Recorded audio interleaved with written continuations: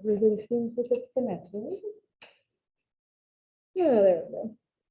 Hey, your internet connection is unstable, but that means it exists. So. Alrighty. So your next exam is Wednesday. Same format as last time, where there'll be 20 matching, and you'll have the word bank, and I swear I'll triple check that all the terms are actually in there. Nothing else that created a headache for me, because I had to like redo my key and whatnot. Just does not want to focus on it. There we go. So it is covering bias and science, cover line with statistics, tables, and charts, and integrity and psychological thought, which we will finish up today. Again, very similar to last time, which does remind me everyone has taken this one now.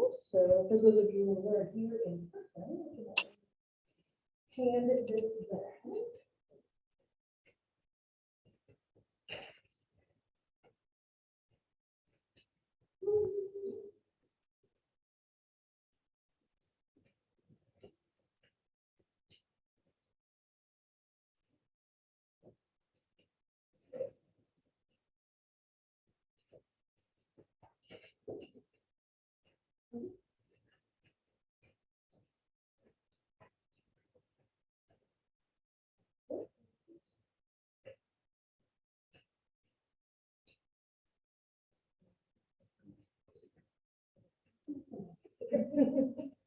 Alrighty.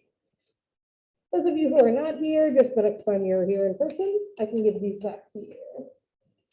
But your scores are available on Blackboard.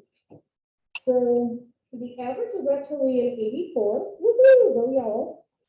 There were 8 A's, 4 B's, 2 C's, 2 D's, and 1 failed. So not too shabby. So again, because people did well on this one, I'm anticipating they'll do well on the one for Wednesday as well.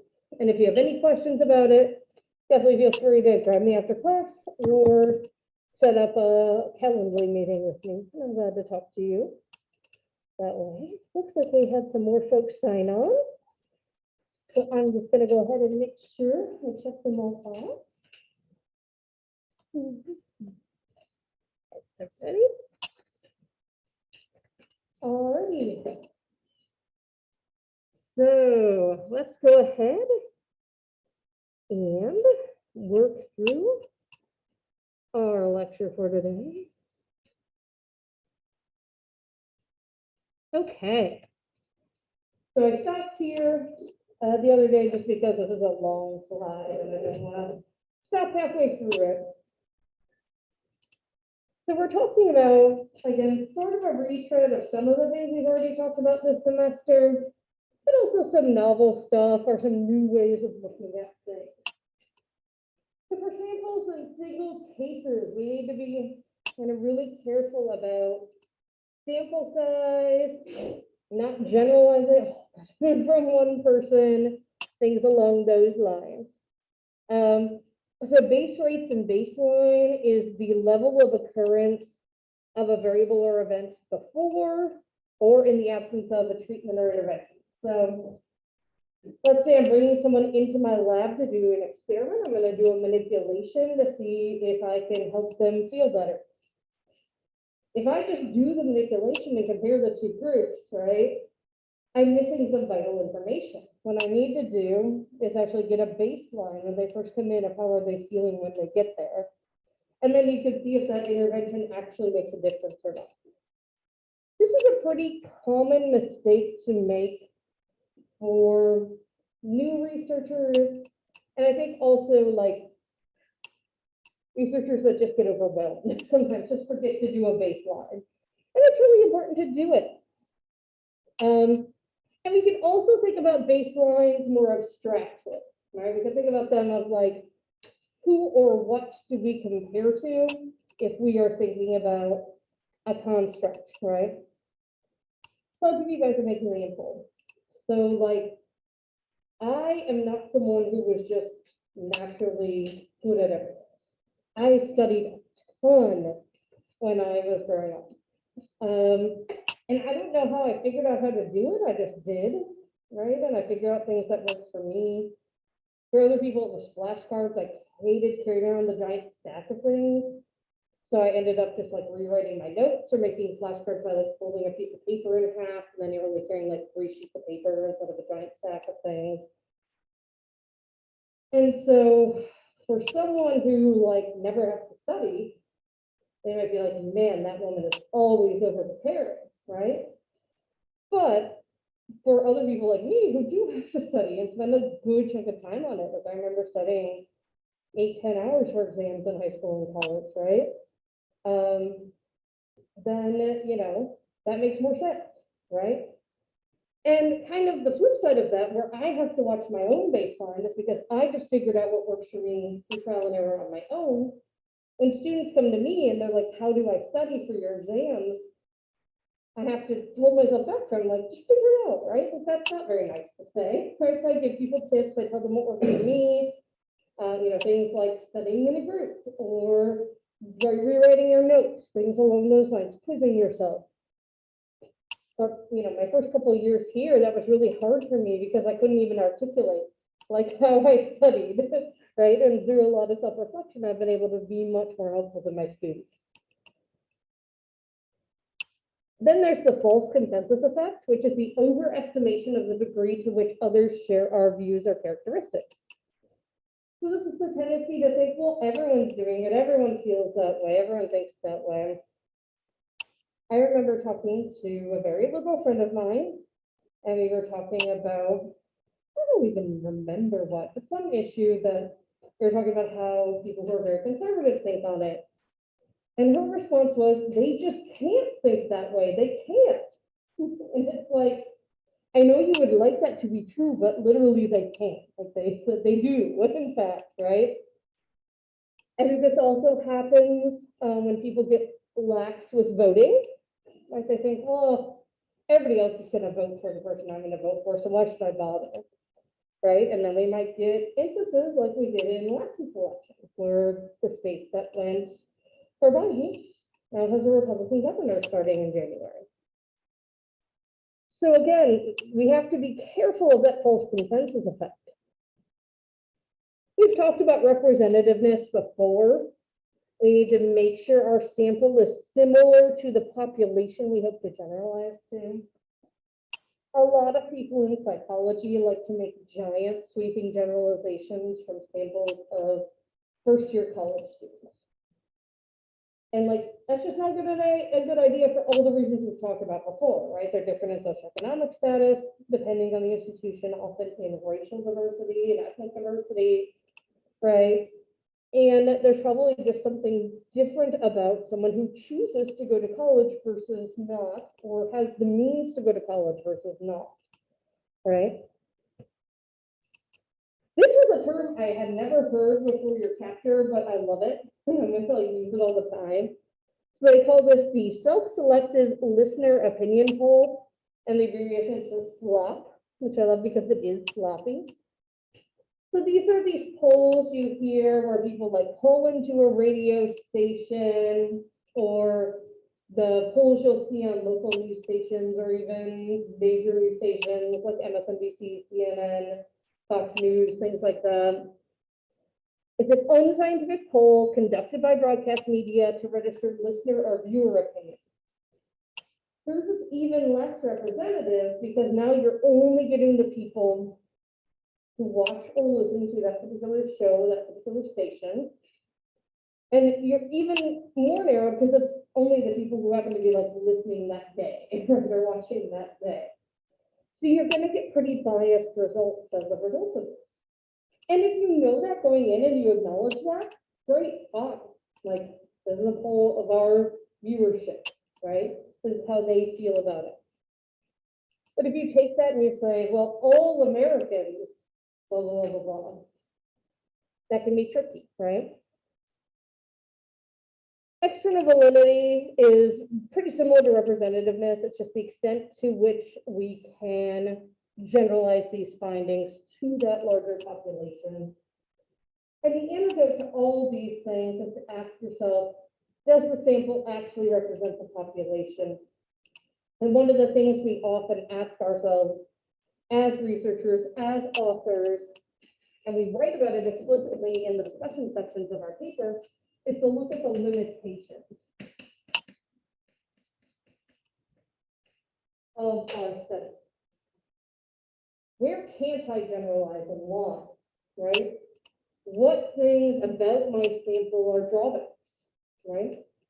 Or is there something I maybe screwed up, right, when I was doing my study? You just admit that and you talk about it.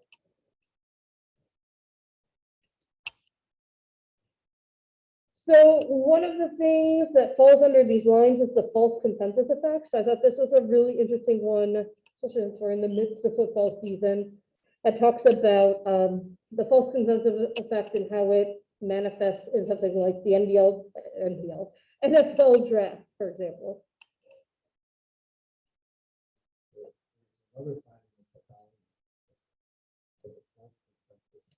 Which is people think everybody is just like us.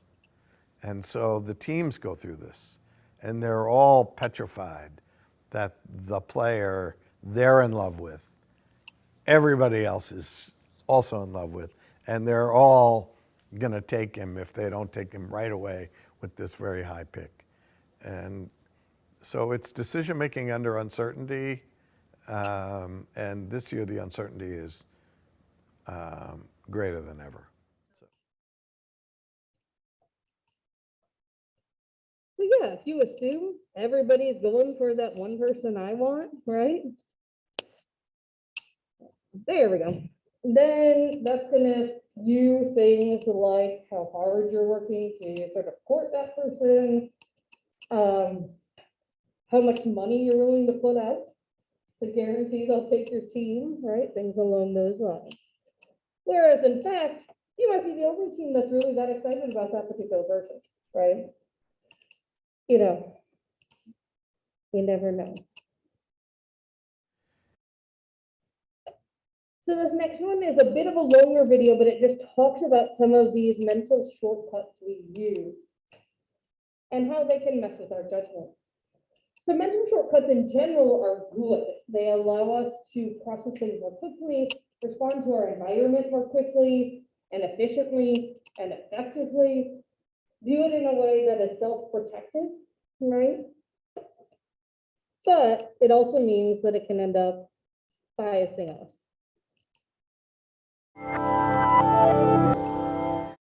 Your brain is a pretty amazing machine. It's a network of about 86 billion neurons that, if compared to a computer, researchers predict is capable of more than 1 trillion processes every second. But it makes mistakes. As much as we hate to admit it, we're only human. Cognitive biases are mental shortcuts we make when we're processing information. They're errors in our judgment. Let's take a closer look. For me, building anything is a labor of love, but our labor may just lead to love. The Ikea Effect is the tendency to place a disproportionately high value on things you assemble yourself. Think sets of Lego, origami, or, of course, Ikea furniture. In a series of studies where participants assembled those 3 things, they saw their creations as similar in value to the creations of experts, and they mistakenly thought others would share their opinion. Researchers found the effect only occurred when the creations were fully assembled, and didn't have an impact when things were partially assembled or built and then destroyed. Perhaps our love of DIY creations comes from us investing our time in them. But how much time? The planning fallacy is where we underestimate the time it takes to complete a task. Researchers suggest we underestimate our own task completion times, but not the time it would take other people. One study asked participants to estimate how long it would take to do certain tasks, like shop for a gift, format a document, or prepare a meal. They found that participants who didn't unpack the tasks down into bite-sized pieces were more biased, and greatly underestimated how long tasks would take. So when you break things down, they're easier to digest. Unless, of course, you're still trying to digest how much you spent on that Ikea furniture. Post-purchase rationalization is where you persuade yourself using a rational argument that a purchase was good value, like spending $480 on the Apollo love seat with 2 footstools. Most of us refuse to accept that we could have made a mistake, so we convince ourselves that we've made the right decision. I mean, it even comes with 2 footstools. And the availability cascade is a self-reinforcing process of collective belief formation. So if you repeat something for long enough, something that most other people are saying, it will become true. If you hear that IKEA is a great cultural institution, and you read that IKEA is a great cultural institution, you will probably come to believe that IKEA is a great cultural institution. It's the idea that we follow the crowd based on what's socially acceptable. I mean, IKEA is a great cultural institution. That love seat even comes with 2 footstools. Sometimes we don't realize that these cognitive biases have affected our behavior. Errors in our judgment often happen subconsciously. I, for one, have committed so many planning fallacies that I still haven't done most of the things I said I would do, or replied to your emails. Sorry. Let me know down in the comments or on Twitter if Like, having watched that, it makes me think, like, it'd be really interesting to do a study of, like, how much you value IKEA by your proximity to an IKEA. So I remember when the closest one to me was Pittsburgh, which was like 2 hours away from Cleveland. For my folks, it was like 5 hours away. It was an event to go to IKEA, right? And now that we have one like down the road, like, I'll just stop in and get cinnamon buns sometimes, right? Like, it's like very, very different. So kind of how important things seem may also be affected by their relative rarity, right? Yeah, and I think another thing that struck me while rewatching that video was the thought about like breaking things down into tasks and recipes. I would say a lot of recipes underestimate the amount of prep time it takes, right? Like, there's a buffalo chicken soup I make that's really good, but you have to like break down 2 pounds of thighs and cut up the carrots and the celery. And it's like prep time, 10 minutes. And it's like, maybe if I had like the chopping speed of a professional chef, but like I don't, right? So, you know, it usually takes me more like 20 to a half hour, depending on if I'm talking or doing something else while I'm doing it, right? So yeah, I think that that's a really important thing we always need to think about is like, what are those tasks? What are those steps? How long is it gonna take us? So the availability heuristic is when we estimate the probability of events based on salient data or information that not be representative. And the example they gave is plane crashes, and in particular, post 9/11. Post 9/11, very few people wanted to fly, which unfortunately was when all these extra fees started to get tacked on the things. Like, I don't know if y'all were even born before this, but like, you used to always be able to check your bag for free. It wasn't just Southwest, right? And you used to, you know, always get free snacks and things like that. And weren't as nickel and dime, right? But after a big plane crash, whether it's 9/11 or a few years before that, we had one of the Concorde crash. People immediately take that and they're like, planes are going to crash, I'm going to die, right? Even though, even in years where there are these horrible traumatic plane crashes, you are much more likely to die in a car crash. So people who need to travel long distances then switch to driving everywhere, which then increases the number of people on the road, which then actually increases motor vehicle accidents, right? But because we don't hear on the news about car crashes unless it's like multi-car pileups typically, it's not in our availability heuristic in the same way. So the antidote is to think about whether this is typical, does this happen all the time? or is this an anomaly? The representativeness heuristic is the tendency to judge the probability of things as a function of how well they match our mental representations of a category. So the example they give is assuming certain professions are male or female just based on like that, our mental picture of it. Well, this is potentially really problematic, right? Because they give the example of a nurse. What about all those male nurses who, do such a great job? Or, for years, if you asked a kiddo to draw a picture of an astronaut or a scientist, they would draw a male. And so then, that might mean that people are female or not binary, don't even think they can be that profession, right? Because they see male as within that profession. So the antidote is to make sure you have adequate samples. There's actually a cute video I just thought of, I could have linked and I didn't. That is of, they have a female astronaut come into a class of kindergartners, and then they ask them to draw an astronaut, and then half of them draw female astronauts, which is kind of cool. So making sure you're exposed to, that diversity. The framing effect is the influence on the decision maker or problem solver of the mode of presentation of an issue. So if your doctor tells you this surgery has a 90% success rate, you're much more likely to be like, okay, let's give it a go, than if your doctor says this surgery has a 10% failure rate. Even though they mean the same thing, right? Even putting the word failure into your head associated with surgery might make you just be like, nope. So it could really influence how you decide to make these decisions, right? The antidote is to have vigilance and try to understand framing, and also to understand when framing is used for manipulation. People love to do this in advertising, marketing, things along those lines. They're always going to report the good numbers and kind of ignore the bad numbers, right? So even if we think about when we played with the election data last week, right? We can think about,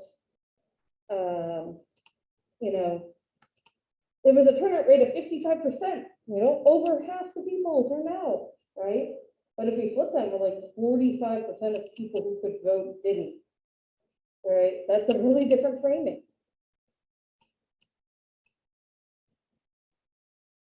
Here's where they start to get into valuing and the integrity piece of this chapter.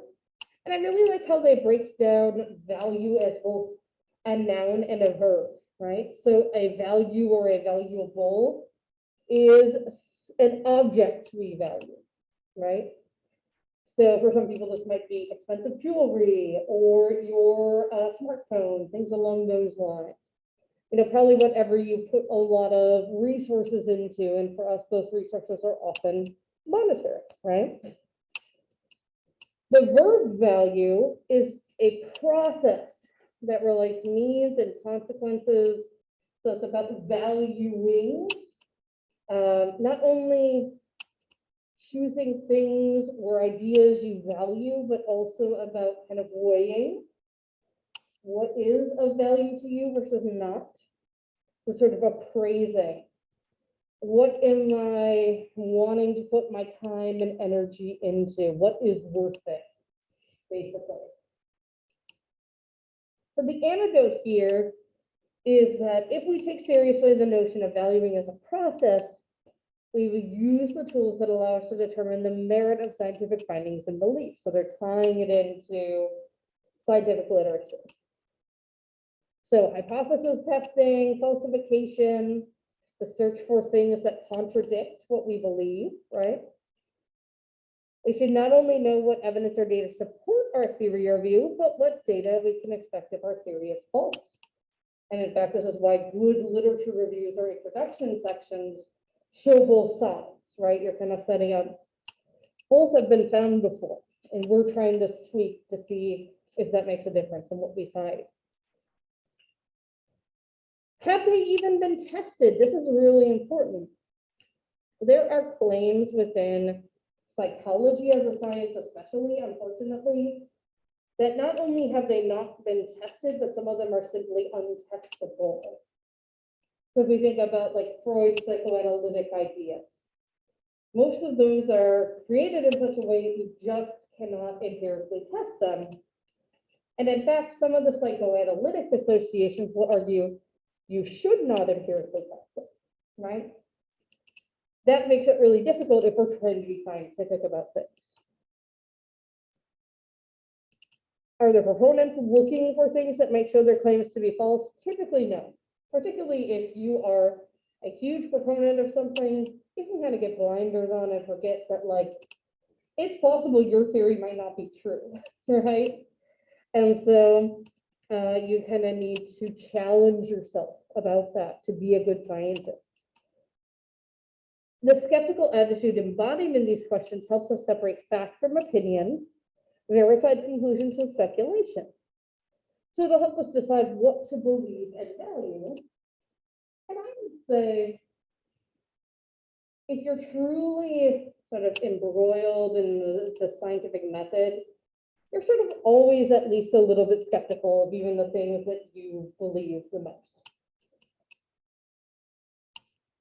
So I love this because your chapter talks just a little bit about why smart people might make dumb choices. This is a fun little video According about to that. author David Robson, we're not always as smart as we think we are. Psychological research suggests that greater intelligence, education, and expertise might actually amplify our errors.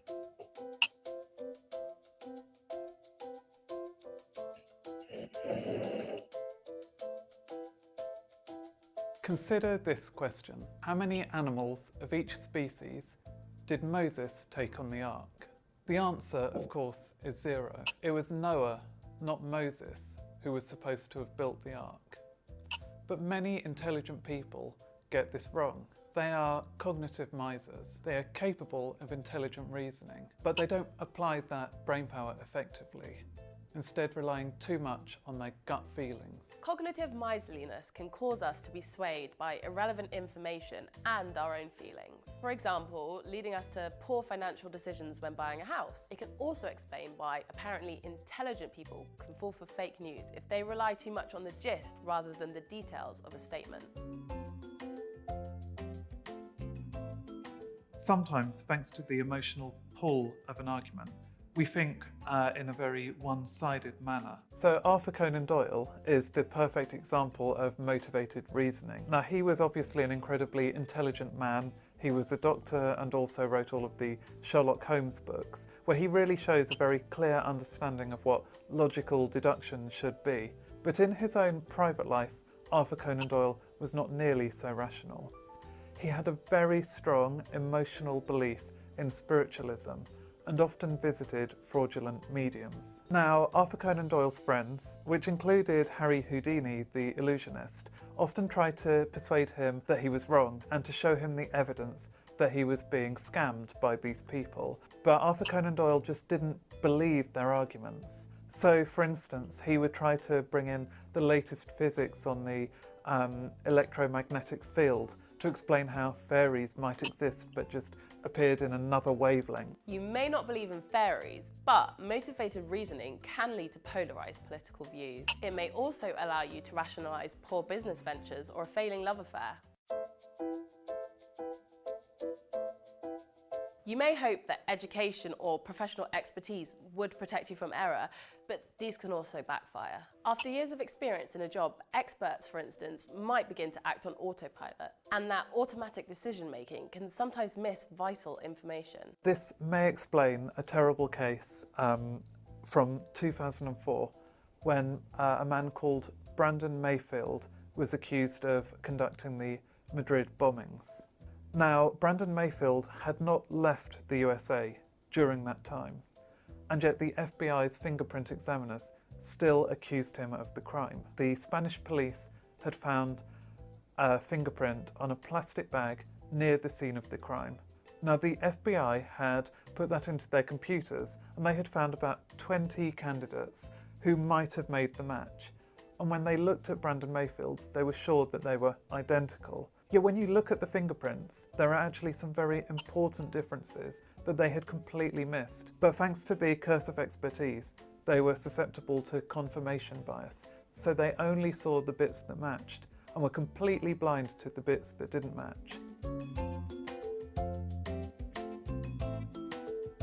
Sometimes smart people can act stupidly thanks to the people who are around us. A sense of conflict and competition within a group can actually reduce each team member's problem-solving skills and creativity. Even just one or two arrogant team members can completely ruin the group dynamic and reduce the performance of the whole team. One study found that people's individual IQ levels actually drop when they feel in competition with others.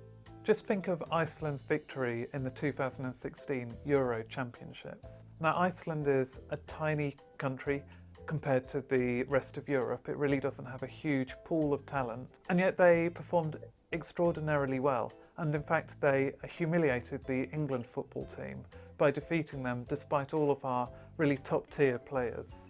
Now, this is an example of the too much talent effect, because England, with so many star players, really struggled to have a cohesive group dynamic. There were too many egos vying for attention. Luckily, there are things that you can do to avoid these thinking traps. For example, you can try arguing against yourself. Consider your initial gut reaction and then deliberately try to think from the opposite point of view. Another technique you can use is called self-distancing. Step out of your shoes for a second and think about your issue from an outside perspective. Or you might try mental time travel. Imagine yourself in a month or a year's time looking back at your decision. Lastly, why not try fine-tuning your emotional awareness? Being able to label our feelings helps us to control them. Various studies have shown that this simple technique has actually reduced emotional responses and made people less biased.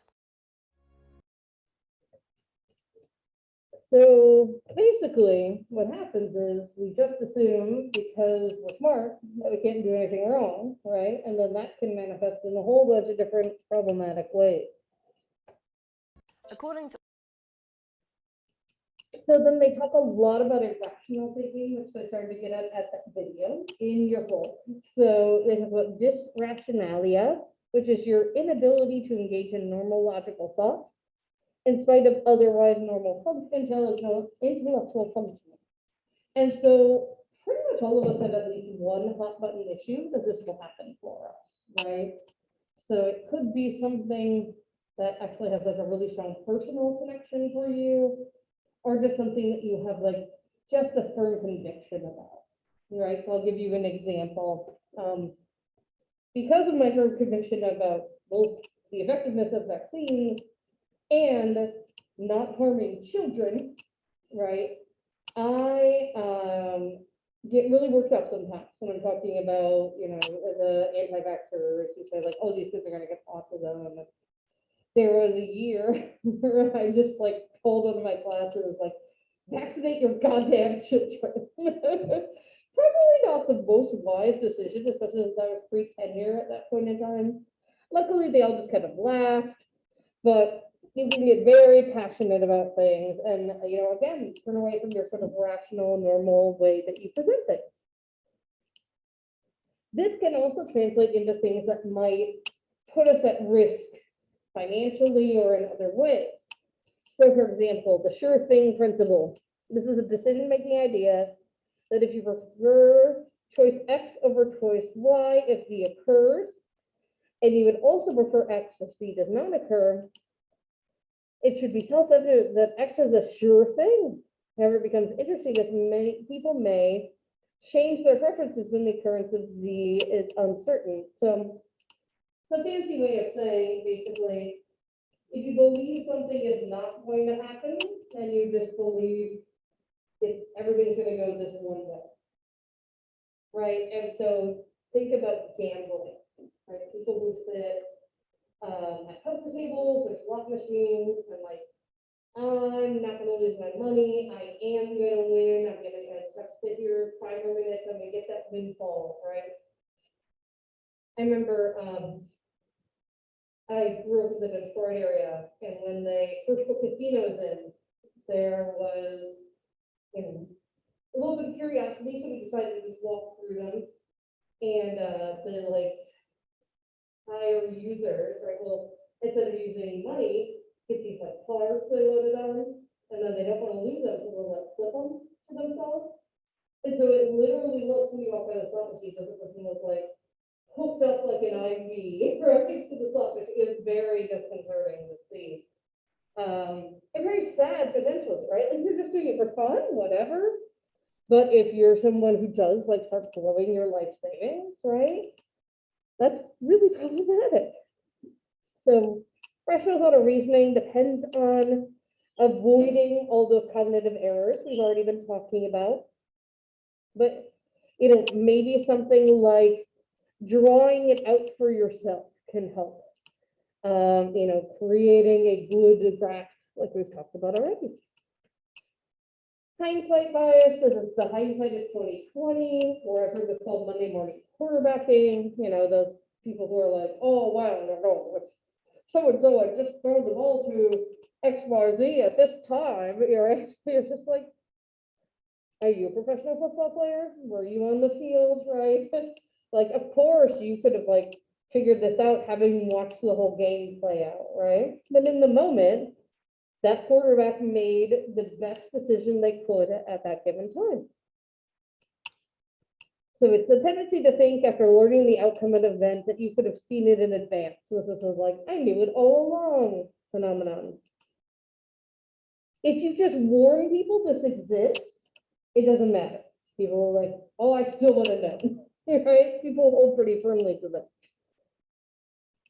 But being asked to explain how events could occur can make alternate explanations more vivid and plausible.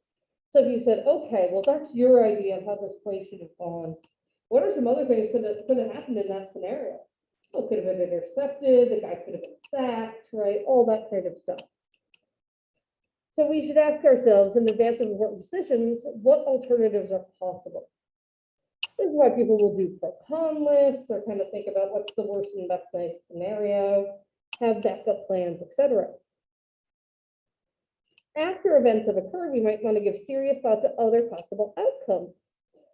Information we have to work hard to gain to make us less likely to overestimate our own prior knowledge and reduce the hindsight bias.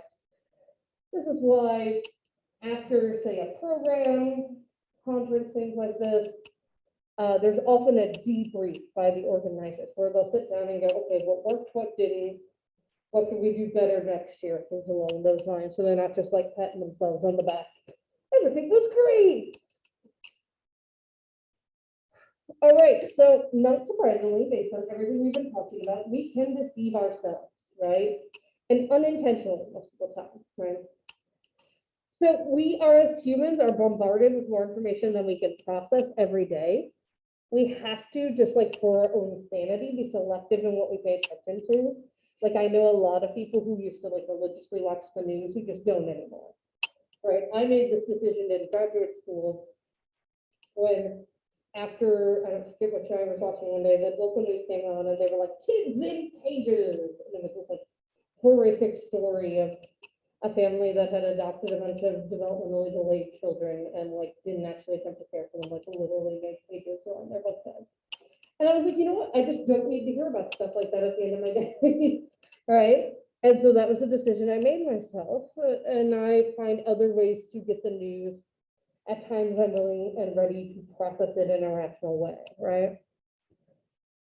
And in general, we like to pay attention to good news and try to ignore the bad, right? Unless we are like anxious people, right? And then you might ruminate on that bad news. I have that problem sometimes. Denial in and of itself can be really potentially dangerous. I mean, it takes us at the simplest level, right, of like a medical diagnosis, right? If you're in denial, you might not seek treatment. You might not, you basically might do things that lead to shortening your own life. Self-enhancement is the tendency for individuals to regard themselves more positively than objective or evidence warrants. Again, not everyone does this one. If you're someone with low self-esteem, you're likely to actually be the opposite, right? But we all know people who do this. Like they kind of think I could do no wrong, or like their friends could do no wrong, things along those lines. So self-deception may be a product of simple cognition, the tendency to pay attention to as little information as we can get away with. And again, this is self-preservative, right? Just because it means we don't overwhelm ourselves. And so we're likely to believe ideas that are consistent with our desires, hopes, or personal ideology. So when we encounter beliefs supportive of those, we should actually instead try to be skeptical and look for other information so we're not just deceiving ourselves. We should welcome debate and look for multiple sources of information and be self-critical in examining our own beliefs. To the extent that simple cognition characterizes extremist groups, highly partisan political groups, and highly motivated organizations, these entities are unlikely to be able to contribute to those complex challenges facing society today. Right? If you're someone who's going to march through Charlotte chanting, "Jews shall not replace us," right? You have a very simplistic cognitive view of the world that everyone is out to get you, and somehow minoritized people of different ethnicities, races, religions are somehow victimizing you, right? And you're not engaging in this type of critical thinking. Solving complicated problems requires individuals who can go beyond self-deception and denial to be open to new information and alternative ideas. And again, this is really at the heart of why we made this class a core part of the psychology major, is that we want to help you all become this type of thinker. A thinker that can think about things in complex ways and question things, and ultimately use the scientific information to come to good ideas. And so this was a really great quote I really liked from your book. The ability to act ethically is a key part of the definition of literacy in psychological science. And scientifically literate individuals should be socially responsible problem solvers. Now, I think there's probably a lot of people who wouldn't necessarily think of this first thing when they think of scientific literacy. Right? Instead, they're going to think of, oh, it's about being right, right? Or like being able to choose the appropriate information. But especially in psychology, especially in the social sciences, and really it should be in the medical and natural sciences as well, right? We need to think about what is ethical, what is potentially harmful, right, that we don't want to do. You know, just because we can doesn't mean we should, right? I mean, all you gotta do is watch a sci-fi movie to see a scientist doing something they probably shouldn't, and they're going horribly wrong, right? So just thinking through those things, and not at the expense of advancement, right? But just at the protection of humans, our planet, etc. Alrighty, that is everything I have for today and for your exam. I'll stick around for a couple minutes in case anyone has any questions. And if not, I will see you all on Wednesday.